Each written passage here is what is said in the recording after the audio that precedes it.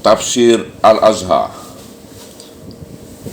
karya Profesor Dr. Hamka, ayat 92 hingga ayat 94 dari surah An-Nisa. Bismillahirrahmanirrahim. وَمَا كَانَ لِمُؤْمِنٍ أَن يَقْتُلَ مُؤْمِنًا إِلَّا خَطَأً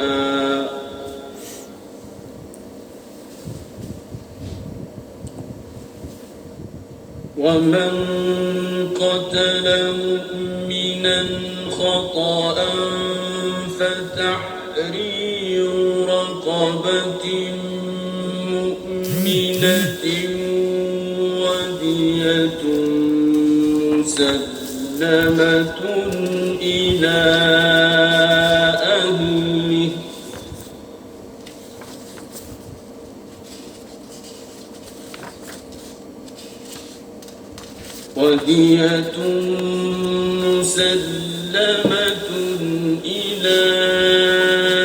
أَهْلِهِ إِلَّا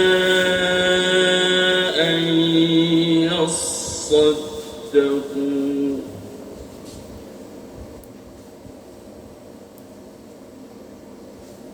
فَإِن كَانَ مِن قَوْمٍ عَدُوٍّ لَكُمْ وَهُوَ مُؤْمِنٌ فَتَحْرِيرُ رَقَبَةٍ مُؤْمِنَةٍ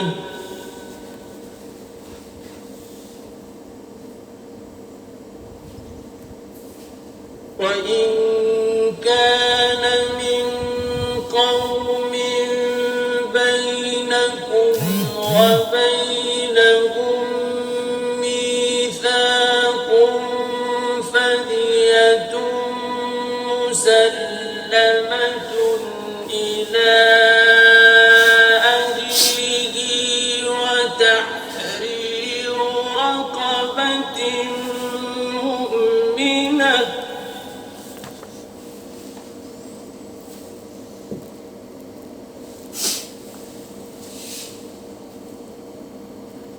فَمَن لَّمْ يَجِدْ فَصِيَامُ شَهْرَيْنِ مُتَتَابِعَيْنِ تَوْبَةً مِّنَ اللَّهِ ۗ وَكَانَ اللَّهُ عَلِيمًا حَكِيمًا. Ayat 92. Dan tidaklah ada bagi seorang mukmin bahawa membunuh akan seorang mukmin kecuali kerana keliru. Dan barang siapa membunuh seorang mukmin dengan keliru, maka hendaklah memerdekakan seorang budak yang mukmin, dan diat yang diserahkan kepada keluarganya, kecuali jika mereka bersedekah. Akan tetapi, jika adalah dia yang terbunuh itu dari kaum yang jadi musuh bagi kamu, padahal dia seorang mukmin, maka hendaklah memerdekakan seorang budak yang mukmin pula. Dan jika adalah dia si terbunuh itu dari suatu kaum yang di antara kamu dan di antara mereka ada suatu perjanjian, maka diat yang diserahkan kepada keluarganya dan memerdekakan seorang budak yang mukmin. Tetapi barang siapa tidak mendapat, maka dengan puasa 2 bulan berturut-turut sebagai taubat daripada Allah, dan adalah Allah itu Maha Tahu lagi bijaksana.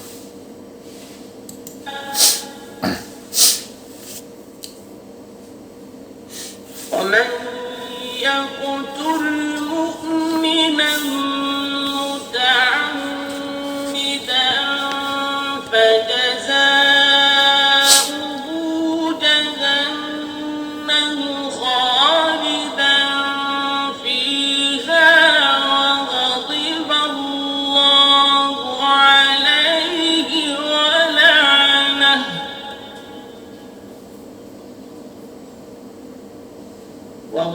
الله عليه ولعنه وأعد له عذابا عظيما.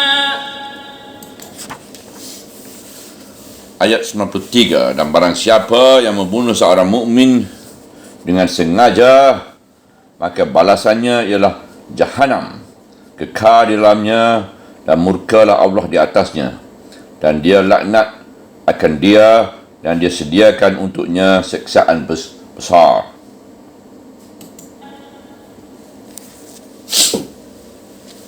يا أيها الذين آمنوا إذا ضربتم في سبيل الله فتبينوا ولا تقولوا لمن ألقى إليكم السلام لست مؤمنا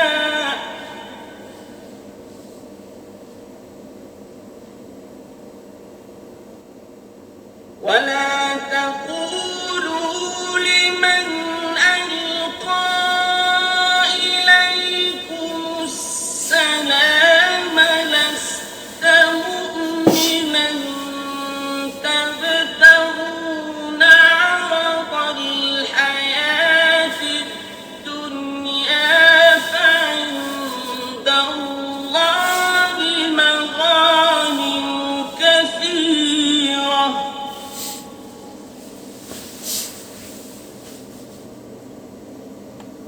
كذلك كنتم من قبل فمن الله عليكم فتبينوا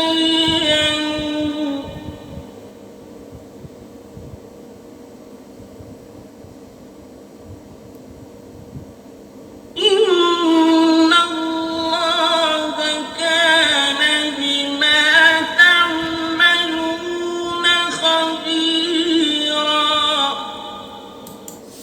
Ayat 94, wahai orang-orang yang beriman, apabila kamu pergi berperang pada jalan Allah, maka telitilah dan janganlah kamu katakan kepada orang yang memberi salam kepada kamu, engkau bukan orang mukmin, kerana kamu mengharap kehidupan dunia, padahal di sisi Allah lah harta yang banyak. Begitulah juga keadaan kamu dahulu, maka memberi kurnialah Allah kepadamu. Sebab itu telitilah, sesungguhnya Allah amat tahu apa yang kamu kerjakan.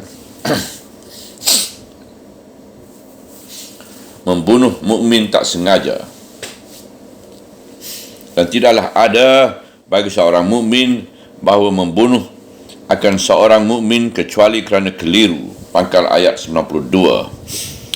Ketika terjadi peperangan dengan kafir itu, nescaya terjadilah membunuh atau dibunuh.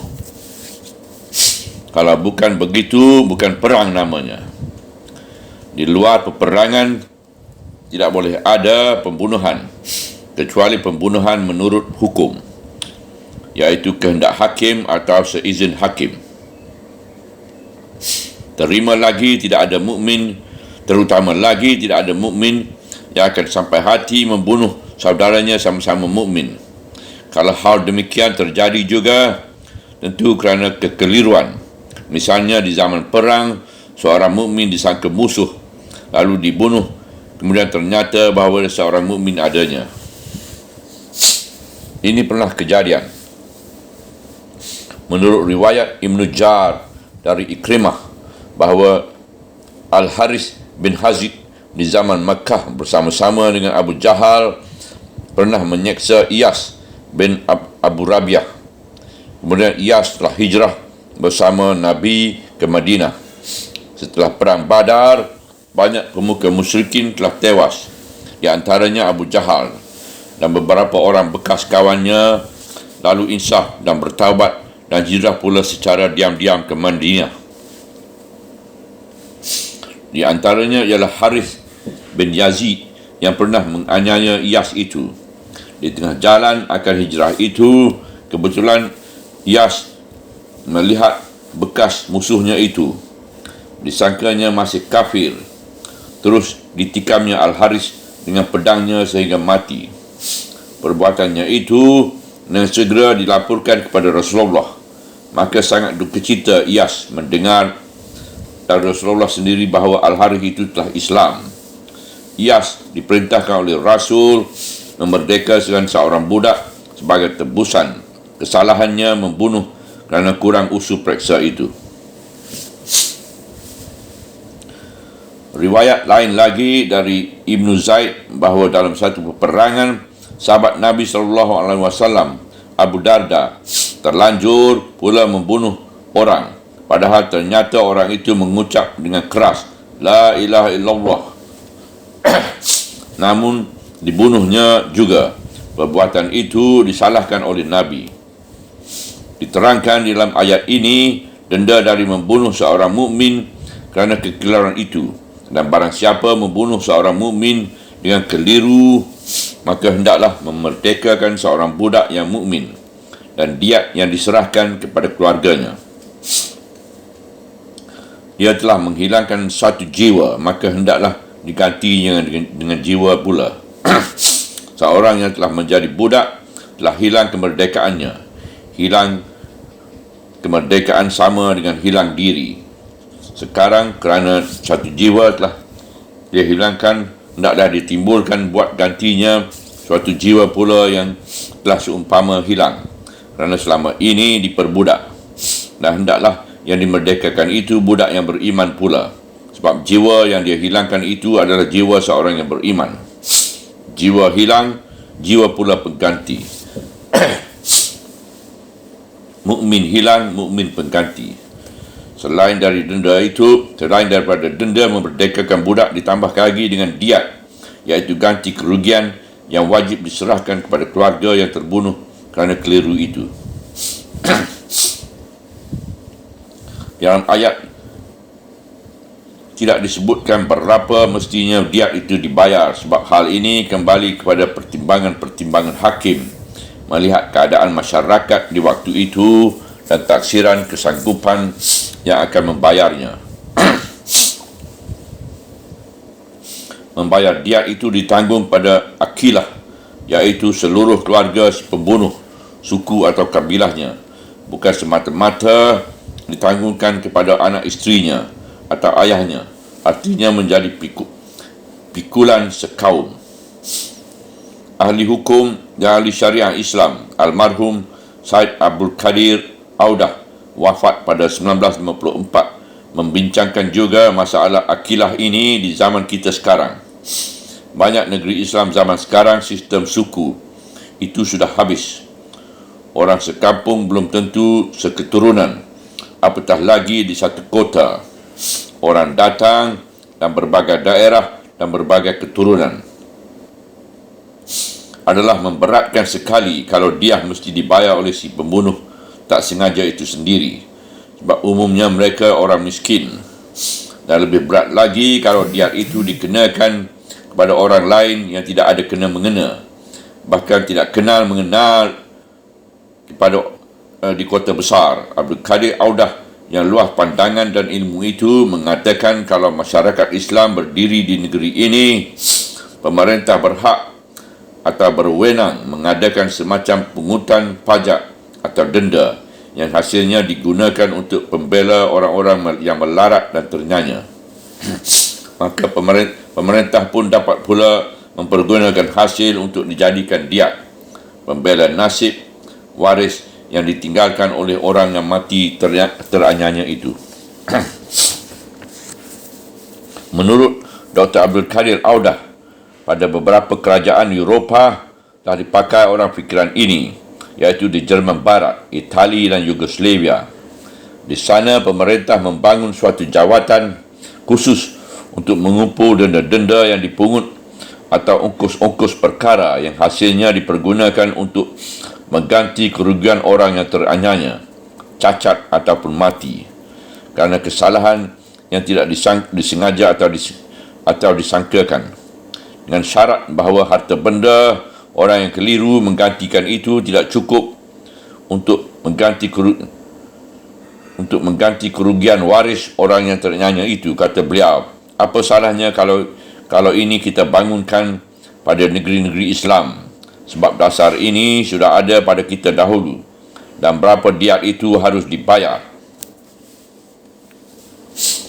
Menurut riwayat Abu Bakar Ibn Hazim dari ayahnya, dari neneknya, bahawa Rasulullah pernah mengirimkan surat menentukan peraturan diat ini kepada ahli Yaman yang isinya menerangkan bahawa diat dengan unta ialah 100 ekor unta.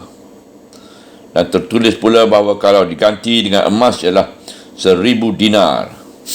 Dan menurut riwayat Abu Daud dari Jabir bin Abdullah bahawa Nabi SAW mengatur diat dengan unta 100 ekor. Kalau dengan sapi 200 ekor. Kalau dengan kambing 1000 ekor kambing. Diat dibayar dengan pakaian ialah 200 setel pakaian baru. Semuanya dibagikan kepada waris orang terbunuh itu menurut hukum faraid. Dalam kitab Al-Muwatta Imam Malik tersebut bahawa di zaman pemerintahan Umar bin Khattab, kalau diganti dengan perak ialah 10,000 dirham. Lanjutan ayat, kecuali jika mereka bersedekah, artinya diat itu bisa dihapuskan saja kalau sekiranya ahli kerabat dari yang meninggal itu mensedekahkan saja, artinya merelakan dengan hati yang jujur. Pemberian maaf keluarga yang meninggal terhadap orang yang membunuh manusia yang mereka cintai itu dalam ayat ini disebut bersedekah. Dan kita pun tahu arti yang mendalam daripada sedekah, iaitu pemberian dengan hati yang jujur, hati yang tidak ada dendam. Memang memberi maaf sangat dianjurkan oleh agama supaya hilanglah dendam kesumat yang sangat berseri maharajalela di zaman jahiliah itu, yang dendam darah bisa turun-temurun. Berkata As-Sayuti, dalam ayat ini dapatlah kita memahami betapa Tuhan mengambil berat atas hilangnya jiwa seorang yang beriman dan tetap ada juga dosanya, sehingga terbunuh dengan keliru itu meskipun tidak dapat diadakan qisas, namun qisas diganti dengan kafirah, iaitu denda, iaitu memerdekakan seorang budak yang beriman disertakan membayar diat. Dan diat ini diserahkan kepada ahlinya, kecuali kalau ahli keluarga itu sudi memaafkannya. Dalam hal ini timbullah beberapa hasil renungan ahli fiqh. Kalau tidak membunuh dengan keliru itu anak kecil atau orang gila, mereka hanya membayar kafarah yang dibayarkan oleh keluarganya pula, iaitu akilah, diat perempuan separuh dari diat laki-laki. Di zaman kita sekarang ini, meskipun peraturan syariat Islam tidak atau belum berlaku di beberapa negeri Islam, terutama bekas jajahan termasuk Indonesia, nescaya umat Islam sendiri harus berusaha agar hukum ini berlaku dalam masyarakat mereka. Berpuluh kali kejadian pembunuhan dengan tidak sengaja, terutama kerana orang ditubruk mobil di dalam jalan raya, adalah terlalu meringankan peri kemanusiaan kalau sopir atau pembawa mobil itu hanya dihukum 6 bulan penjara kerana dia menggiling seorang tidak dengan sengaja. Bagi mereka, hukuman 6 bulan bukan hukuman, tidak lebih daripada istirahat dan makan minum dan tempat tinggal ditanggung oleh pemerintah. Rasa peri kemanusiaan mengatakan bahawa hukum demikian terlalu ringan terhadap menghilangkan jiwa manusia. Hakim boleh memanggil dan mendamaikan dua pihak yang berselisih itu dan dianjurkan keduanya kembali ke dalam hukum Islam, membayar kafarah dan diat, dan menerima baik dengan senang hati jika keluarga yang mati merelakan diat itu. Namun kafarah, iaitu denda pemerintah memerdekakan seorang budak yang dibayar dengan wang sebab budak tidak ada lagi adalah hal pemerintah. Kalau sekiranya kita masih hendak meniru Barat juga, apatah salahnya kalau kita meniru apa yang telah dilakukan di Jerman Barat, Italia dan Yugoslavia, sebagaimana yang diterangkan oleh Syahid Abdul Qadir Audah itu tadi. Akan tetapi, jika adalah dia yang terbunuh itu, iaitu dia yang terbunuh dengan keliru atau tidak dengan sengaja itu, dari kaum yang jadi musuh bagi kamu, padahal dia itu seorang mukmin, maka hendaklah memerdekakan seorang budak yang mukmin pula. Arti dan tegasnya ialah jika kamu berperang dengan segolongan musuh, sedang dalam kelompok itu terdapat seorang mukmin yang rupanya belum dapat membebaskan dirinya dari lingkungan keluarganya yang masih memusuhi Islam, dia terpaksa mesti turut berperang bersama mereka, atau dia masih tinggal di kampung itu kerana belum dapat membebaskan diri kerana berbagai sebab. Seketika negerinya diserang atau berhadapan dengan peperangan, kebetulan terbunuhlah seorang yang nyata telah memeluk agama Islam.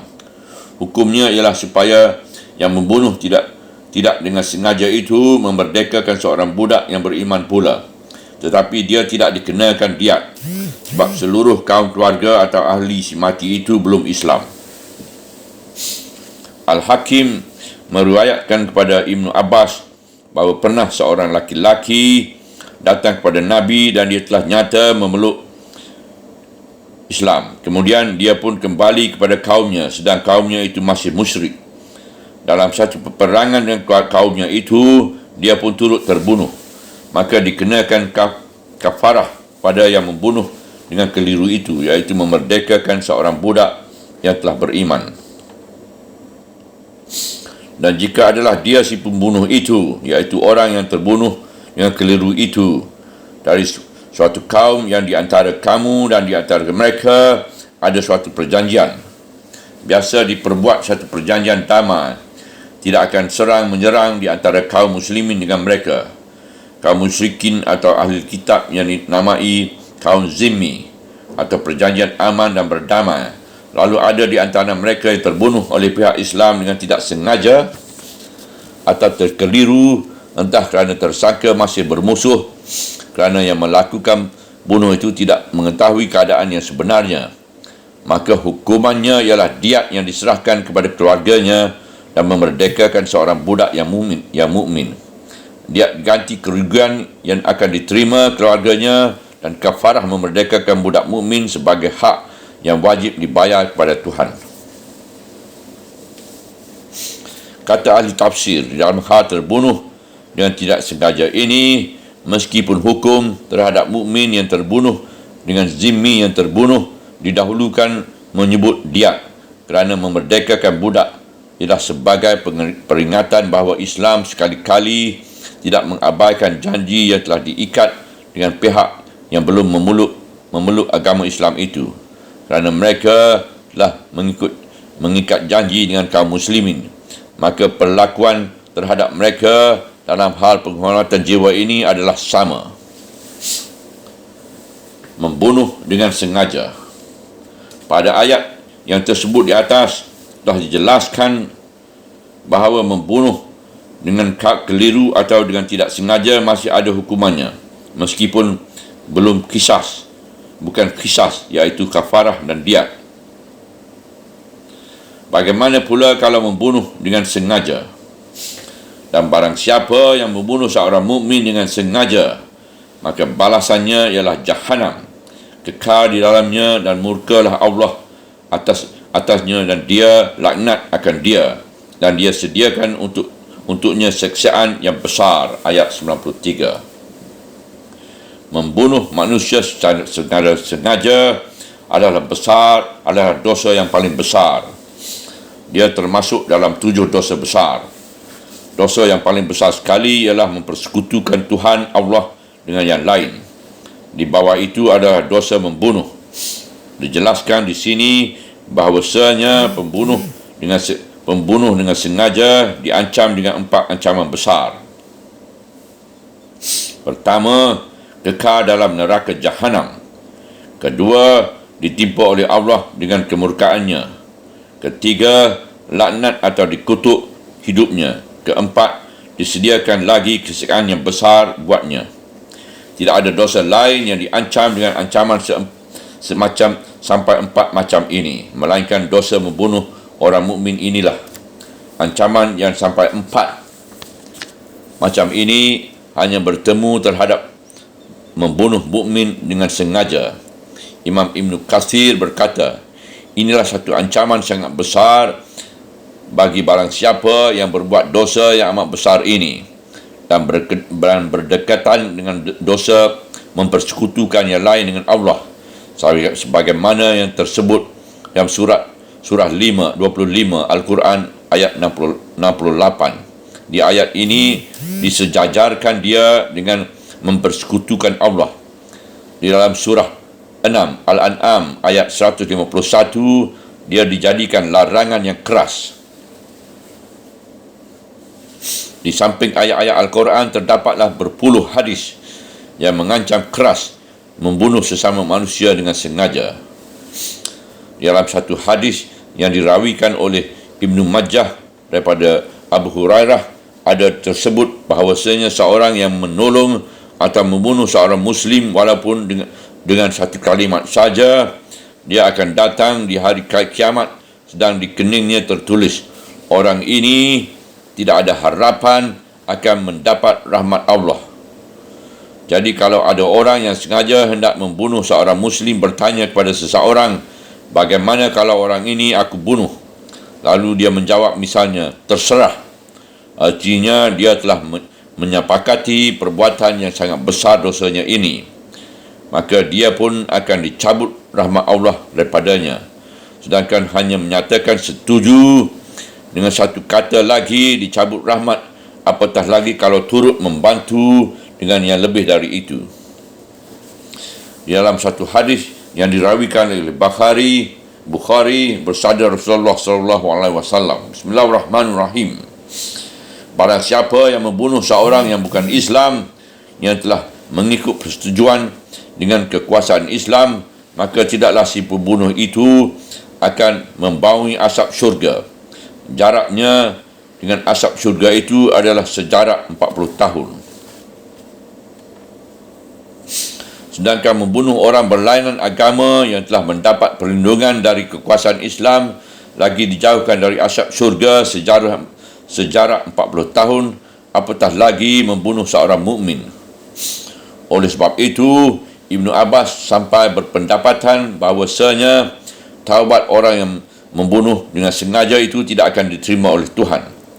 Dalam satu hadis yang dirawikan oleh An-Nasai daripada Buraidah dan An-Nasai juga dari hadis Ibnu Amir dan oleh Ibnu Majah dari hadis Al-Bara, pernah Rasulullah SAW bersabda, Bismillahirrahmanirrahim. Hilangnya seluruh dunia ini hanya perkara kecil bagi Allah daripada terbunuh seorang Muslim. Oleh sebab itu, Ibnu Abbas di antara sahabat-sahabat Rasulullah berpendapat bahawasanya orang yang membunuh sesama manusia dengan sengaja, bukan kerana menjalankan hukum dan bukan pula kerana keizinan membunuh dalam peperangan, terutama membunuh seorang Muslim, tidaklah akan diterima taubat oleh Allah. Tertutup pintu taubat baginya selama-lamanya. Pendapat Ibnu Abbas ini sampai menjadi perbincangan panjang lebar dan secara mendalam di antara ulama-ulama tafsir, ahli hadis dan ahli fiqh, diterima taubatnya atau tidak. Ibnu Qayyim berkata dalam kitabnya Al-Jawabul Kafi, setelah nyata bahawa kezaliman dan sifat permusuhan sangat bertentangan dengan keadilan yang dengan keadilan itulah semua langit dan bumi ini ditegakkan oleh Allah, dan kerana sudah terang pula bahawa Allah Ta'ala mengutus rasul-rasulnya dengan diberi kitab-kitab suci untuk menegakkan keadilan di antara sesama manusia, maka kezaliman itu nyatalah termasuk yang sebesar-besar dosa besar, dan tingkat besarnya itu dosa ialah menurut besar dosa bahayanya pada dirinya. Lantaran itu, membunuh seorang manusia yang beriman adalah termasuk yang sekeji-keji kezaliman. Sebab itulah maka tersebut dalam surah 5 Al-Ma'idah ayat 32, perintah Tuhan kepada Bani Israel bahawa sebarang siapa yang membunuh suatu diri bukan kerana melakukan hukuman kerana membunuh pula, iaitu pembunuhan yang dilakukan oleh keputusan hakim, maka samalah artinya perbuatan itu dengan membunuh sekalian manusia yang hidupnya ini. Dan barang siapa yang menghidupkan seorang manusia, samalah dengan menghidupkan manusia seluruhnya.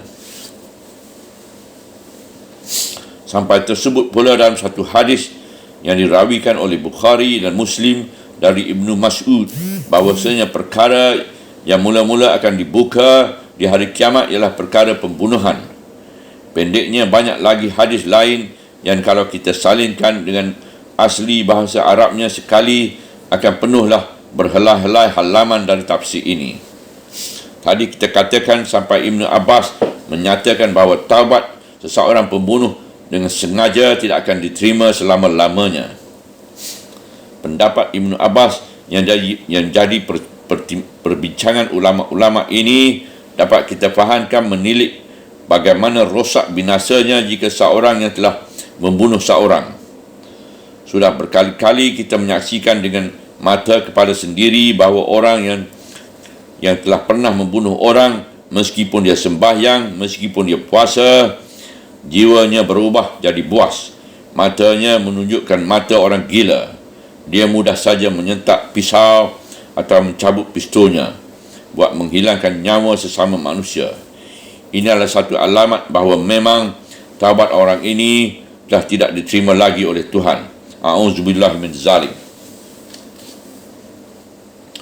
Kalau kita hanya mendapat keterangan dari Ibnu Abbas dan orang-orang yang sefahaman dengan beliau, akan gelaplah hidup ini, dunia dan akhirat bagi setiap orang yang telah pernah membunuh dengan sengaja. Saking besarnya ancaman Allah atas perbuatan ganas itu. Syukurlah kita berjumpa juga satu tafsiran yang membuka sedikit pintu, iaitu keterangan dari Allamah Az-Zamakhshari, pengarang tafsir Al-Kashaf. Kata beliau, dalam ayat ini terdapat ancaman keras, mengeruh, menggeledik, kerana dia adalah satu kejahatan sangat besar dan nista yang amat ngeri. Sehingga terdapat satu riwayat dari Ibnu Abbas bahawa taubat pembunuh dengan sengaja tidak akan diterima, dan satu keterangan lagi dari Sufyan bahawa ketika beliau-beliau itu meneruti sunnah Allah dan Rasulnya dalam keras ancamannya terhadap dosa ini. Padahal tidak ada satu dosa betapapun besarnya yang tidak diampuni oleh Tuhan kalau orang taubat dengan sungguh-sungguh. Sedangkan syirik saja sebagai dosa yang lebih besar daripada membunuh lagi dapat diberi taubat oleh Tuhan, bagaimana tersebut dalam dalil-dalil yang nyata.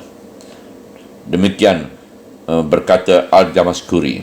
Dan berkata pula Ibnu Qayyim dalam Al-Jawabul Kafi, hasil penyelidikan dalam perkara ini ialah bahawa suatu pembunuhan adalah bersangkutan dengan 3 kewajipan. Pertama, hak Allah.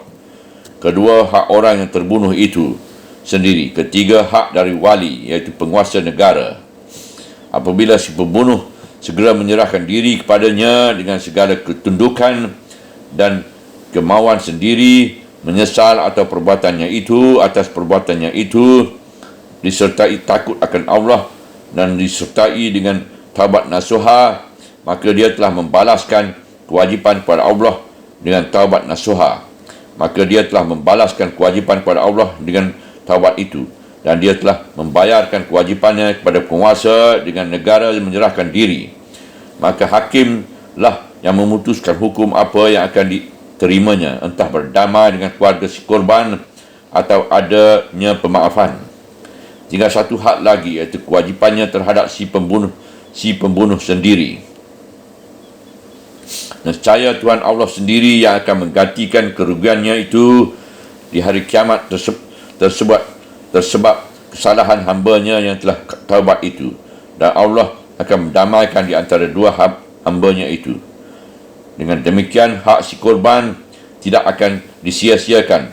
Tuhan tidak akan disia-siakan Tuhan, dan taubat hamba-Nya yang ditaubat pun tidak pula akan ditolak. Demikian pendapat Ibn Qayyim. Jelaslah bahawa masalah membunuh dengan sengaja adalah satu perkara besar sebesar langit dan bumi, sehingga ada hadis yang dirawikan oleh Tirmizi daripada Abu Sa'id Al-Khudri dan Abu Hurairah bahawa kalau sentana seluruh penduduk semua langit dan penduduk bumi ini semuanya bersekongkol membunuh seorang mukmin, maka semuanya yang bersalah itu akan dihamburkan Allah masuk neraka. Wahai orang-orang yang beriman, apabila kamu pergi berperang pada jalan Allah, maka telitilah. Pangkal ayat 94. Artinya janganlah sembrono, terburu nafsu, tidak terkendali, melainkan hendaklah teliti dan hati-hati. Jangan sampai terbunuh, terpancung leher orang yang tidak patut diperlakukan demikian. Misalnya dia seorang Islam, tapi belum sampai hijrah ke dalam masyarakat Islam kerana sebab-sebab yang dapat difahami. Dan janganlah kamu katakan kepada orang yang memberi salam kepada kamu, engkau bukan orang mukmin. Apabila orang yang telah mengucapkan salam, tandanya dia meminta damai, engkau perangi juga. Padahal maksud Islam bukanlah berperang semata-mata berperang, melainkan mengutamakan damai. Apatah lagi kalau dia mengucapkan dia orang Islam. Orang yang telah mengucapkan itu, jangan kamu katakan bahawa dia tidak Islam. Janganlah kamu katakan bahawa dia mengucapkan itu hanya dengan mulutnya saja, sedang hatinya tidak Islam. Engkau tidaklah dapat mengetahui apa yang dalam hati orang. Jangan kamu berlaku demikian terhadap orang yang telah memberi salam kerana kamu mengharapkan kehidupan dunia. Ini adalah celaan yang keras tetapi dilakukan dengan cara halus oleh Tuhan, iaitu jangan kamu terburu-buru membunuh orang yang telah mengucapkan salam kepada kamu lalu menuduhnya belum Islam, kerana kamu mengharapkan dengan sebab kematiannya itu hendak merampaskan ke harta bendanya. Sebab di dalam peperangan halal mengambil harta rampasan kepunyaan musuh, iaitu ghanimah. Jangan sampai kamu terburu menghilangkan jiwa kerana mengharapkan harta rampasan itu, kerana harta hanyalah kekayaan sementara dunia ini saja, dan dia akan kekal. Dia tidak akan kekal. Yang kekal hanyalah takwa dan amal soleh itu. Padahal di sisi Allah lah harta yang banyak. Tidak saja dari rampasan perang kamu akan mendapat harta ghanimah, Tuhan dapat membukakan lagi banyak pintu lain sebagai sumber dari harta itu yang akan kamu dapat dengan usaha bersungguh-sungguh. Begitulah juga keadaan kamu dahulu. Artinya bahawasanya orang-orang yang telah mengucapkan Islamnya di antara kaumnya yang masih kafir, janganlah kamu bunuh mereka dengan terburu kerana menyangka mereka belum Islam. Sebab dalam kalanganmu sendiri pun di zaman dahulu pernah juga keadaan demikian pada diri orang-orang yang mula-mula masuk Islam. Bukan orang-orang penting. Bukankah orang-orang yang telah menyatakan Islam pada permulaan datangnya dakwah Islam mengerjakan agamanya dengan sembunyi-sembunyi, sampai kalau akan mengadakan perjanjian dengan Rasulullah dengan sembunyi-sembunyi di rumah Arkam bin Abil Arkam, barulah mereka berani mengerjakan Islam dengan terang-terangan setelah Umar bin Khattab mengatakan diri memeluk Islam. Maka memberi kurnialah Allah kepadamu, iaitu dengan membukakan jalan buat hijrah ke Madinah. Setelah terbuka pintu hijrah ke Madinah itu, bukankah orang Islam menderita selama di Mekah? Ini adalah penafsiran pertama. Penafsiran kedua ialah, bukankah kamu sendiri dahulunya kafir, penyembah berhala, sebagai orang yang kamu tuduh masih kafir itu? Kerana kamu telah diberi kurnia petunjuk oleh Tuhan. Bukankah kamu masuk Islam itu memang berbagai ragam juga?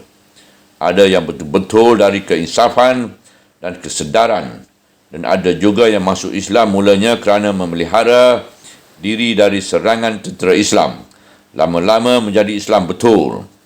Kalau demikian keadaanmu dahulu, jangan kamu buru-buru mencap kafir orang yang telah mengucapkan salam kepadamu.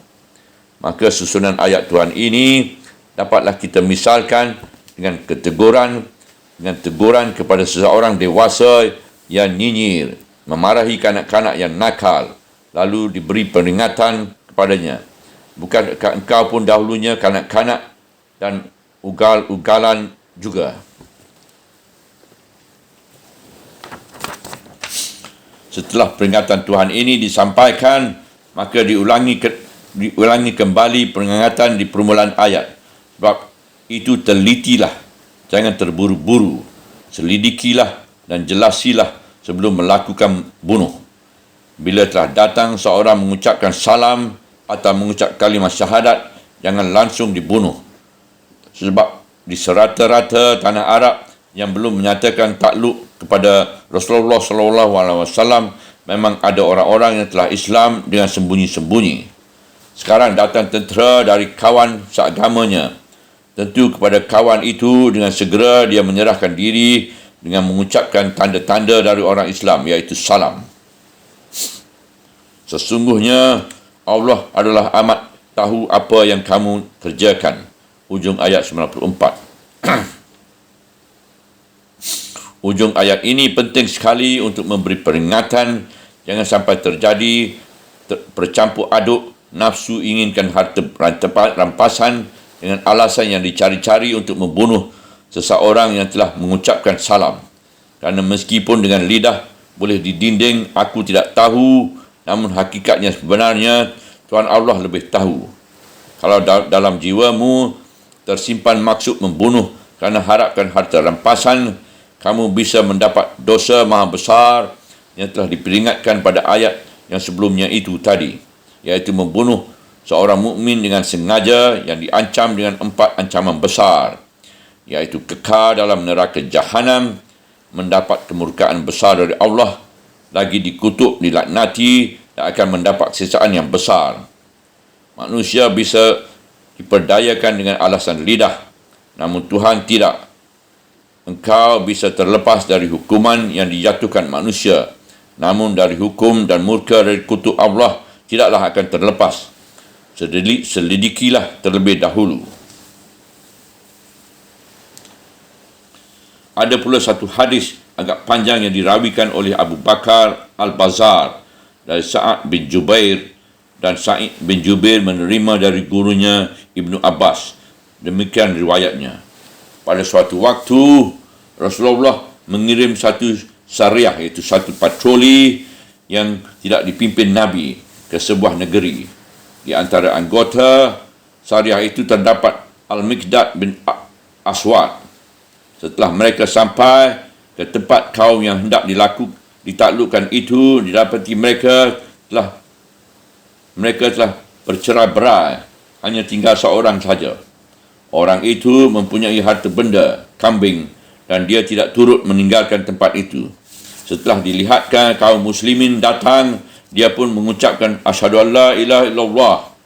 Tetapi Al-Miqdad tidak mempedulikan ucapan itu, melainkan langsung membunuh orang itu.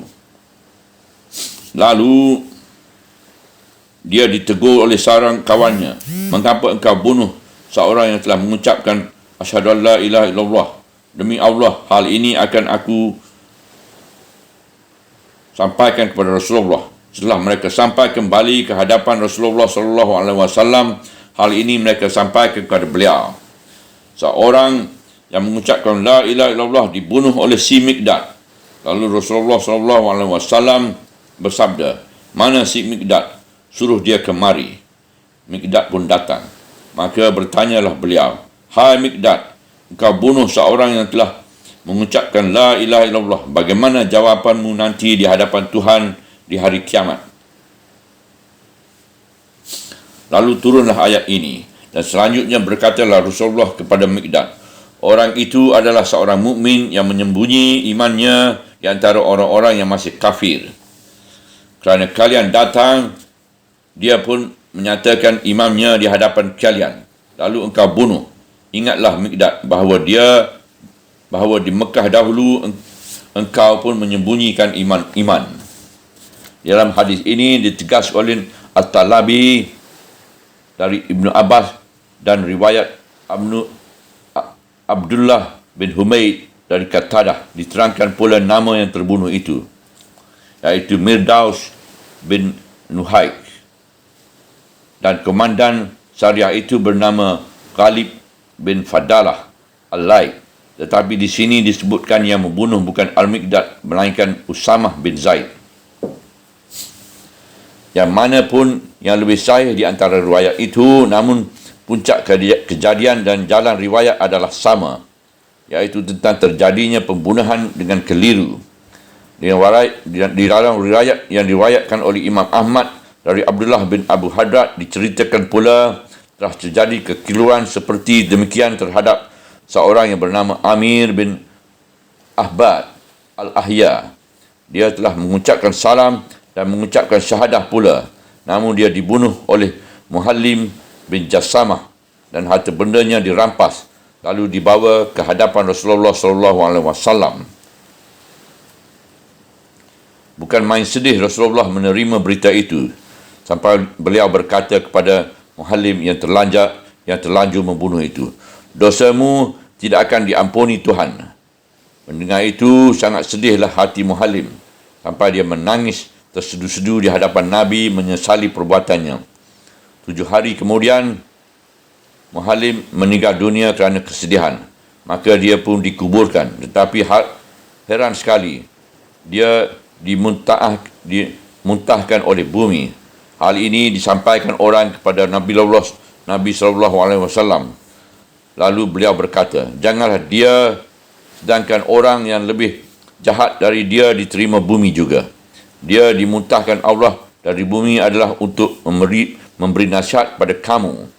Maka mayat yang dimuntahkan bumi itu diangkut orang ke celah-celah 2 bukit, lalu ditimbun dengan batu-batu besar. Dari semua cerita sebab-sebab turun ayat ini, dapatlah kita mengambil perhatian sebesar-besarnya tentang nilai-nilai budi yang ditegaskan dalam perang menurut aturan Islam. Begitulah terdapat berbagai ragam riwayat tentang sebab turunnya ayat ini. Semuanya ini mungkin kejadian-kejadian. Al-Ghaffar berkata, tidaklah ada penafian di antara riwayat-riwayat ini. Mungkin sekali ayat-ayat ini turun sesuai dengan tiap-tiap keadaan, kejadian. Maka tiap-tiap kelompok menyangka bahawa ayat turun tersebab kejadian yang mereka alami.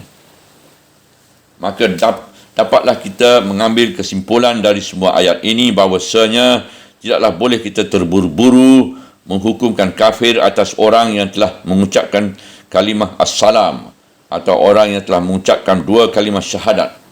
Kerana besar sekali kemungkinan di dalam pergaulan negeri yang masih kafir itu telah ada orang Islam, cuma takut menyatakan keislamannya.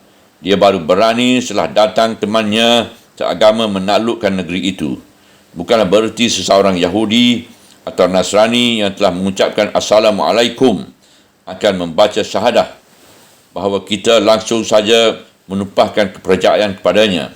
Ingatlah Profesor Snook Hanoge yang sengaja mukim ke negeri Mekah beberapa tahun lalu, menukar namanya dengan nama Islam, Abdul Ghaffar Snook Al-Hollandi, ditukarkan pakaian Eropahnya dengan pakaian Islam, berjubah dan berserban dan selalu tawaf keliling Kaabah. Kemudian ternyata bahawa dia masuk Islam itu adalah untuk kepentingan pemerintah kolonial Belanda dan hendak mengetahui dari mana sumber kekuatan Islam di tanah Aceh yang di waktu itu sedang diperangi. Kemudian demikian juga seketika pada tahun 1965 terjadi pemberontakan kaum komunis yang gagal di Indonesia. Ketika kaum muslimin di beberapa daerah membasmi habis kaum komunis, ada beberapa orang di antara mereka yang seketika akan dibunuh mengucapkan syahadah. Maka banyaklah syahadat yang mereka ucapkan itu tidak dipedulikan orang, kerana orang tahu bahawa belum ada sejarah menyatakan dalam dunia ini bahawa ada satu kaum yang lebih jahat tipu dayanya daripada kaum komunis. Mereka mudah saja mengucap salam atau syahadah asal maksud mereka dapat dicapai. Oleh sebab itu, kebanyakan syahadah yang mereka ucapkan itu tidaklah dipercayai orang. Tidaklah pendapat, kata ulama, bahawa kaum komunis disamakan dengan Yahudi atau Nasrani atau kaum musyrikin yang menyembah berhala. Sebab kaum komunis nyata-nyata murtad daripada agama yang mereka peluk dan menentang segala agama yang ada di dunia ini. Karl Marx sendiri pada mulanya ialah seorang pemeluk agama Yahudi. Lenin, keturunan pendeta Aidit di Indonesia dari keluarga Islam yang teguh memegang agama di Pulau Belitung. Maka apabila mereka telah menganut faham komunis, bukan sajalah mereka itu non-agama, tidak beragama, bahkan membenci segala yang ada sangkut paut dengan agama. Oleh sebab itu, kalau ada orang komunis mengucap syahadah seketika ditangkap, beratlah pendapat kita bahawasanya itu adalah penipuan. Beratlah pendapat kita bahawa itu adalah penipuan belaka. Kecuali kalau mereka kembali ke dalam agama pada waktu yang tenang, bukan waktu ditangkap, dan tampak jelas bahawa mereka mengerjakan segala perintah agama, iaitu sembahyang, puasa, zakat dan haji. Moga-moga diterima Allah tahabat mereka.